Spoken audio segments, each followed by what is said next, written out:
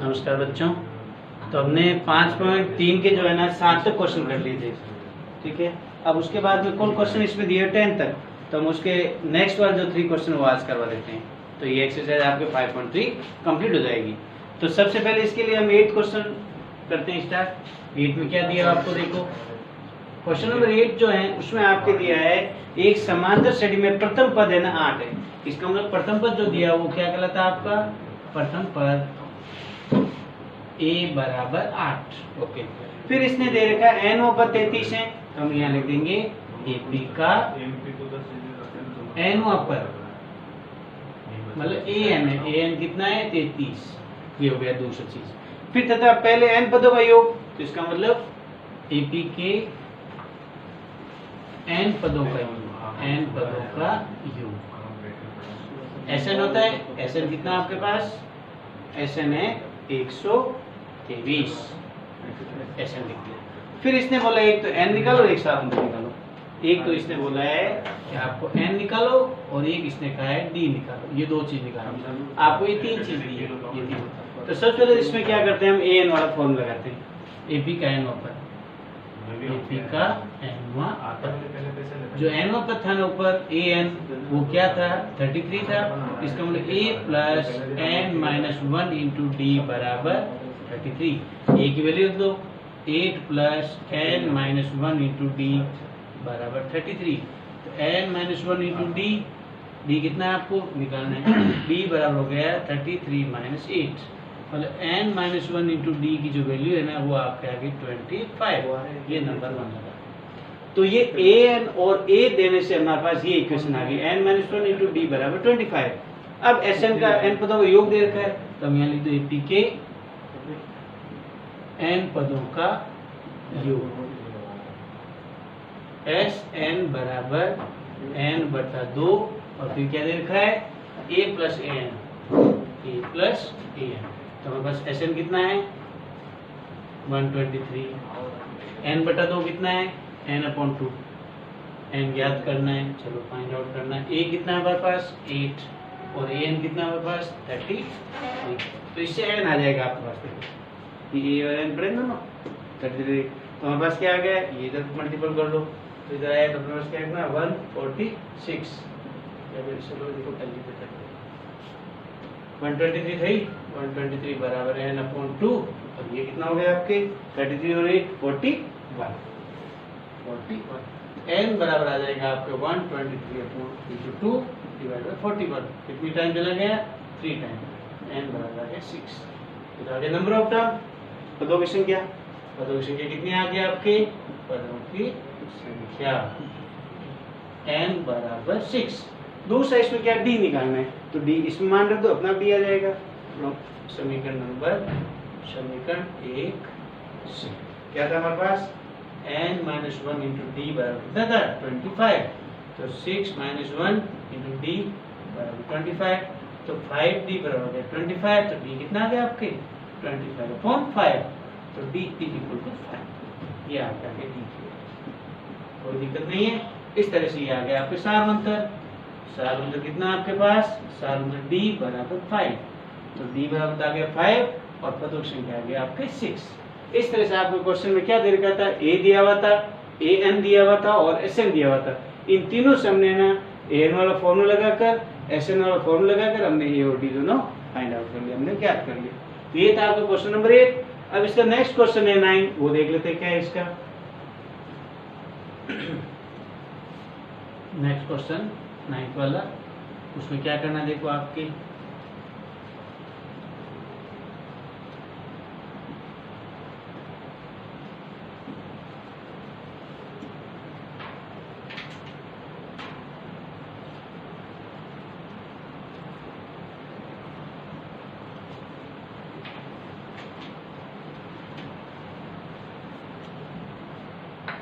Nine question जो दे रखा है इसने ये कहा है 200 रुपए राशि 4 पुरस्कार रखी गई है। 200 रुपए की राशि 4, इसका मतलब Sn दे रखा है। Sn आपके पास कितने टोटल 200 रुपीज, और फिर इसने बोला है कि 4 पुरस्कार है, तो पदों की संख्या कितनी होगी, पदों की संख्या n बराबर 4। ओके, इसने बोला यदि प्रथम पुरस्कार के बाद का प्रत्येक पुरस्कार से 20 रुपए कम है तो ये आपके आ गया सार्वंतक, क्योंकि ये जो बोल रहा है जो प्रथम जो भी है उससे डी कम हो रहा है तो -20 आ गया। अपने पास SN पता है, अपने पास N पता है, अपने पास D पता है, तो पहले N D, ठीक है, 3 चीजें पता होगा, इसमें प्रत्येक राशि आप पता कर नहीं सकते, तो हमें प्रथम सब पता कर, तो उसमें पहले जो दे रखा वही फॉर्मूला लगाओ। हम SN दे रखा SN वाला फॉर्मूला लगा दो। AP का N पदों का योग क्या होता है फॉर्मूला बताओ? SN बराबर N/2 और इधर हो जाएगा N तो दे देता है तो 2A + N-1 × D। अब जिसके मान पता है वो सारे, तो SN कितना है आपके पास 200, N कितना है 4/2, 2A कितना है पता नहीं है, N कितना है 4 - 1 और D कितना है आपके पास -20। इससे अब क्या पता चल जाएगा? A पता चल जाएगा। कैसे? 200 थे हमारे पास, ये कितने बच गए 2, यहाँ हो गया 2A, ये कितना हो गए 3, 3 को 20 से गुना किया 60 हो गए, और सॉल्व करो इसको तो 2A - 60 उधर रहा है ऐसे, ये 2 इधर लियो तो 200/2, 2A - 60 बराबर ये कितना हो गया 100, तो 2A बराबर 60 + 100, 100 + 60 कितने हो गए 160। A बराबर कितना आ गया आपके पास 160/2, इट मींस 80। ये A का मान आ गया। इसका मतलब प्रथम जो पुरस्कार है, जो प्रथम पुरस्कार वो क्या होता है समान श्रेणी में ही होता है, तो कितना हो गया आपके पास 80 रुपए। फिर द्वितीय पुरस्कार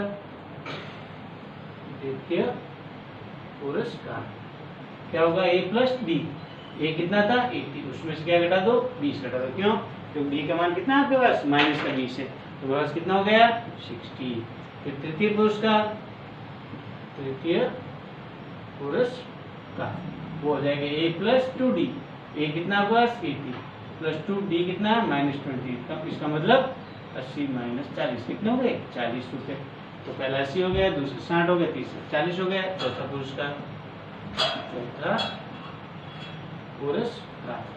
A + 3D, A कितना है 80, 3D कितना है -20, इसका मतलब 80 - 60 ये हो गया 20 रुपए। इस तरह से आपके पास जो चार इनाम आ गए, 200 रुपए जो थे ना टोटल उसके पास, उसमें उसने कितने कितने दे दिया, एक को 80 रुपए दे दिया, एक को 60 दे दिया, एक को 40 दिया, एक को 20 दे दिया, और सबके बीच डिफरेंस कितने का आ रहा है 20-20 का आ रहा है, और इन चारों मिलाने के बाद भी कितना हो गया 230 रुपए। इस तरह से आप पुरस्कार जो भी दे रखा है, जो आपको दे रखी उस हिसाब से हम इसका निकाल सकते हैं, कोई दिक्कत नहीं है, कर लोगे। क्वेश्चन नंबर कौन सा था ये? क्वेश्चन नंबर 9 था। अब इस एक्सरसाइज 5.3 में एक क्वेश्चन और देगा 10 वाला लास्ट, वो हम कर लेते हैं, ठीक है, देखते हैं कैसे होता है, कर लोगे इसको तो कोई दिक्कत नहीं है। नेक्स्ट देखते हैं 10 क्वेश्चन।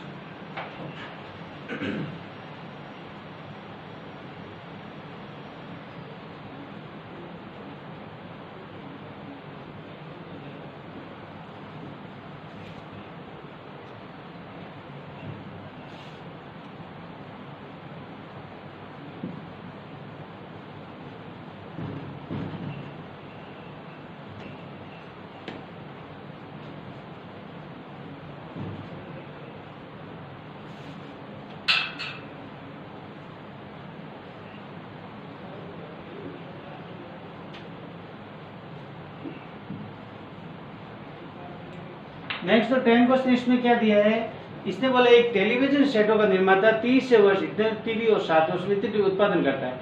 तो पहले 30 से वर्ष का कितना उत्पादन है, यहाँ लिख दो, टीवी का तीसरे वर्ष में उत्पादन, 30 वर्ष का मतलब A3 कितना है पास 600, यहाँ लिख देंगे 600, इट मीन्स A + 2D बराबर 600, ये नंबर आएगा। Question number first. सेकंड इसने दिया है 700 टीवी उत्पादन करता है 7 वर्ष में, तो यहाँ लिख देंगे टीवी का 7वें वर्ष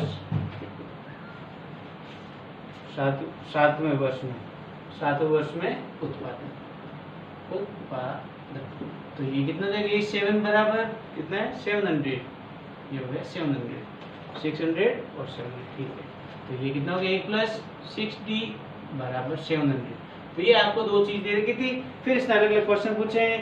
वृद्धि निश्चित होती प्रथम वर्ष में उत्पादन पूछा, तो इसका मतलब एक तो ये पूछा इसने, और दूसरा 10वें वर्ष उत्पादन पूछा, तो ये 10 पूछा है, और फिर 7 वर्षों में कुल उत्पादन मतलब S7 पूछा है। आपको तीन चीज पूछी है, एक तो पूछी ए नंबर 1, एक पूछी आपको इसने 10वें वर्ष मतलब A10, और तीसरी इसने पूछा S7। ये तीन चीजें आपसे पूछेंगी।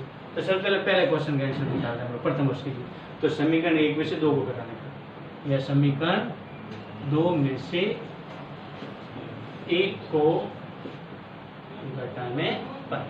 चलो, तो a + 6d बराबर 700, a + 2d बराबर 600, माइनस करो, a घट गया, ये हो गया 4d बराबर 100, d करो कितना हो गया बच्चों 25।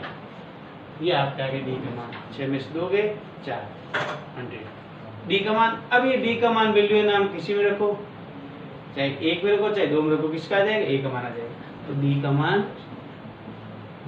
समीकरण 1 में रखने पर, चलो रखो, a कहाँ है, a + 2d बराबर 600, a + 2 × 25 बराबर 600, a बराबर कितना हो गया 600 माइनस 50, मतलब a बराबर जो आपके पास आ गया है 600 में से 50 घटाएंगे, 50 होगा ना, 2d